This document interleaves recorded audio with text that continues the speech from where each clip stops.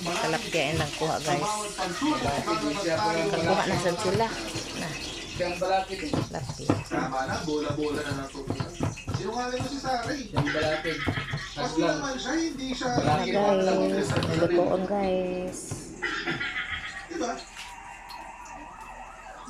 Ano siya eh? Ito, Si Sarah, itlog, guys. she will see one Ako. thing and then do another. Yun ang tawag doon sa Tagalog. May sinasabi kang isang bagay pero iba yung gagawin mo. Anong tawag doon? Ito. Ibang ginagawa sa sinasabi.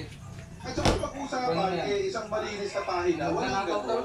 Hindi uso ang malinis na pahina para kay Sarah. Walang gano'n, walang clean slate.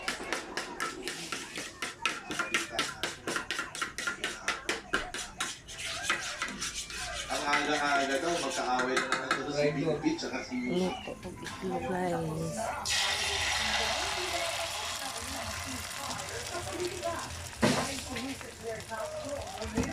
Okay, tapos na ako guys.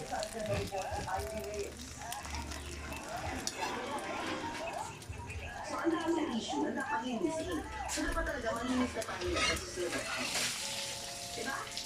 Ito ang sagot ni Vice Press Officer Phil Castro sa news message ni Vice President Sara Duterte kung saan sentro ang malinis na simula ng 2026. Sa kanyang personal blog, tinanong ni Castro ang mensahe ng PC at